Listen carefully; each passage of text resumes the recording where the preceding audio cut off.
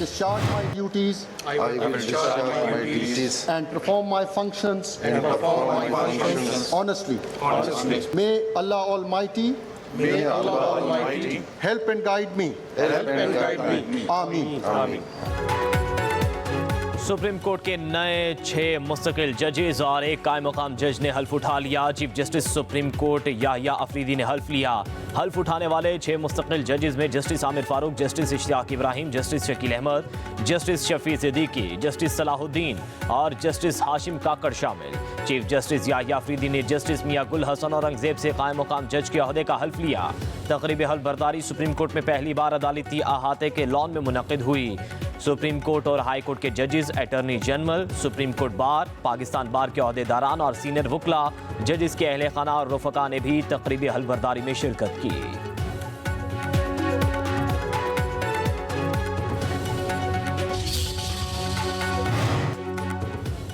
Justice Sarfaraz Dogar ने Islamabad high court के कायम मुकाम चीफ जस्टिस का हल्फ उठा लिया। सदर आसिफ अली जरदारी ने जस्टिस सरफराज डोगर से हल्फ लिया। कायम मुकाम chief justice Sindh high court justice Junaid Ghaffar ने हल्फ उठा लिया। जस्टिस सैयद मोहम्मद अतीक शाह ने कायम मुकाम chief justice Peshawar high court का हल्फ उठाया। गवर्नर खैबर पख्तूनख्वा फैसल करीम कुंडी ने हल्फ लिया। वज़ीर आला खैबर पख्तूनख्वा अली अमीन गंडापुर की भी तकरीब में शिरकत। जस्टिस मोहम्मद एजाज सवाती ने कायम मुकाम chief justice Balochistan high court का हल्फ उठा लिया।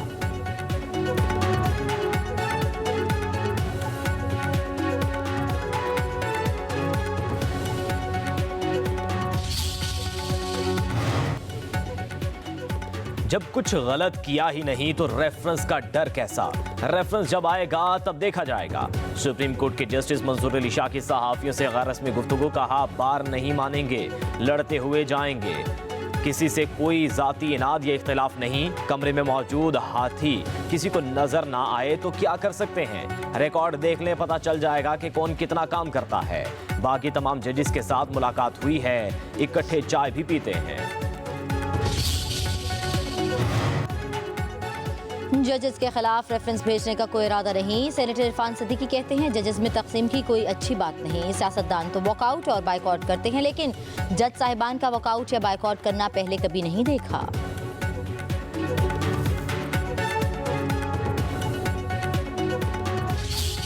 ये जो सीनियरिटी की रोस्टर जब जारी हुआ तो उसकी वजह से एक अजीबो गरीब मसला पड़ गया। सुप्रीम कोर्ट के 4 जज साहिबान ने लिखा है, उन्होंने कहा है कि जनाब जुडिशल पैकिंग की जा रही है। आपने दूसरा नुकसान ये किया कि जो जज साहिबान जिनको ट्रांसफ़र किया उनको भी आपने कंट्रोवर्शियल बना दिया, उनके ऊपर भी लोग उंगलियां उठाने लगे। इस्लामाबाद हाई कोर्ट में जजेस के सीनियरिटी के मामले पर सियासत की बू आ रही है। सेनेटर अली जफर का सेनेट में इज़हार ख्याल कहा, लाहौर हाई कोर्ट के जजेस सीनियर और इस्लामाबाद हाई कोर्ट के जजेस जूनियर हो गए। सुप्रीम कोर्ट के 4 जजेस ने भी सीनियरिटी पर तहफ़्फ़ुज़ात का इज़हार किया। हुकूमत ने अदलिया के साख को नुकसान पहुँचाया। आवाम से एहतजाज और आज़ादी इज़हार राय का हक भी छीन लिया गया। सोशल मीडिया पर फेक न्यूज़ के नाम पर पीका एक्ट लागू कर दिया गया। हुकूमत और इत्तेहादी जमातों पर जलसों पर कोई पाबंदी नहीं, पाबंदी सिर्फ तहरीक इंसाफ पर है।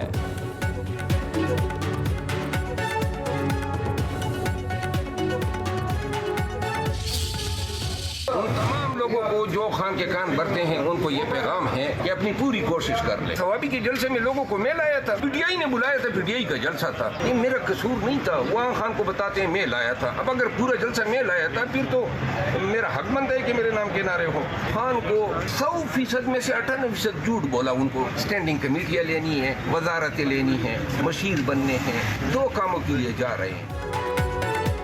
मुझे क्यों निकाला? शेर अफजल मरवत का कौमी असम्बली में साथियों से सवाल। पीटीआई अरकान खामोश, हुकूमती अरकान मुस्कुरा दिए। शेर अफजल मरवत ने ईवान में आते ही पार्टी के खिलाफ नारे लगा दिए। हुकूमती अरकान डेस्क बजाते रहे। शेर अफजल मरवत का कहना है कि जबर और फसायत के दौर में तहरीक इंसाफ नहीं छोड़ूंगा।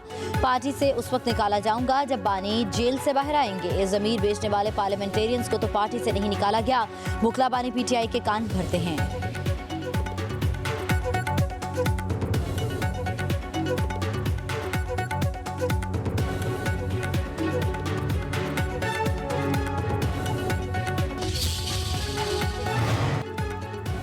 पुरम जलसे के हवाले से सेनेट में करारदाद मंजूर। कायदे हिज़्ब इख्तिलाफ शिबली फराज ने करारदाद पेश की। करारदाद में कहा गया पुरम जलसा PTI समेत तमाम सियासी जमातों का हक है। कहीं भी पुरम जलसा हो तो इजाज़त देनी चाहिए।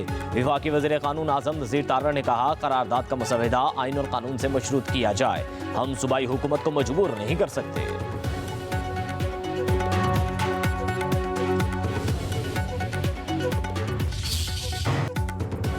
वज़ीर आज़म शहबाज शरीफ का कहना है उम्मीद है तरक्की याफ्ता ममालिक क्लाइमेट फाइनेंसिंग का वादा पूरा करेंगे। पाकिस्तान अक़वाम मुत्तहिदा के साथ मुख्तलिफ मनसूबों पर अमल दरामद समेत मौसमियाती तब्दीली के शोबों में अहम अमूर पर काम जारी रखेगा। वज़ीर आज़म की पाकिस्तान में अक़वाम मुत्तहिदा के रेजिडेंट कोऑर्डिनेटर मोहम्मद याहिया से मुलाकात में गुफ्तगू। वज़ीर आज़म शहबाज शरीफ का आलमी बरादरी और अक़वाम मुत्तहिदा के साथ करीबी ताउन और शराकत दारी की अज़म का यादा।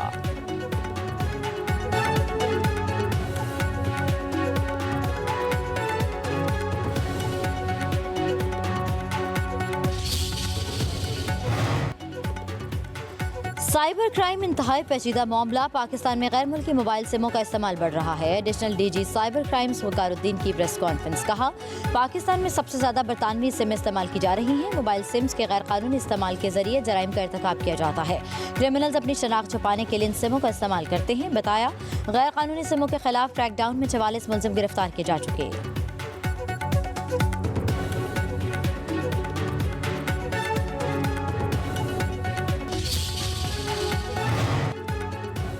IMF की एक और शर्त पर अमल दरामद। विफाकी हुकूमत ने FBR से आम इख्तियारात वापस ले लिए। टैक्स पॉलिसी साजी और टैक्स वसूली को अलग अलग कर दिया। अब FBR सिर्फ टैक्स वसूली के काम की हद तक महदूद रहेगा। वज़ारत ख़जाना में टैक्स पॉलिसी ऑफिस कायम। हुकूमती इस्लाहाती एजेंडा बनाने पर काम करेगा। बराह रास्त वज़ीर ख़जाना को रिपोर्ट करेगा।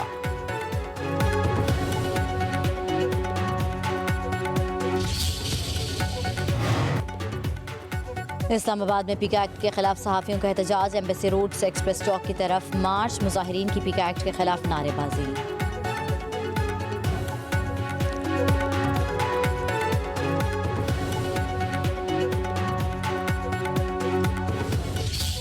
Prime Minister. Islamabad high court के जज जस्टिस तारिक महमूद जहांगीरी ने गाड़ियों की नंबर प्लेट्स पर एडवोकेट लिखने को गैर कानूनी करार दे दिया। Islamabad high court bar association के वकला में सर्टिफिकेट तकसीम करने की तकरीब से खिताब में कहा वकला केस की तैयारी के बगैर पहुंचते हैं तो बहुत दुख होता है।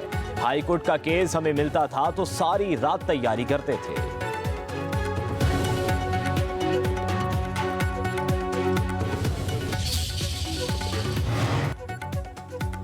कराची में दिन के औकात में हैवी ट्रैफिक के दाखिले पर पाबंदी। कमिश्नर ने दफ़ा 144 नाफिज कर दी। कराची में रात 10 बजे से सुबह 6 बजे तक डंपर्स दाखिल हो सकेंगे। सिंध के सीनियर वजीर शजील मेमन, वजीर दाखिला ज़ियाल अंजार और मुकेश कुमार चावला से ट्रांसपोर्टर्स के वक्त मुलाकात। शजील मेमन ने कहा तमाम भारी ट्रांसपोर्ट गाड़ियों के लिए रजिस्ट्रेशन और फिटनेस सर्टिफिकेट हासिल करना ज़रूरी है। ज़ियाल अंजार ने कहा हमें कराची की बेहतरी के लिए मुकम्मल काम करना होगा।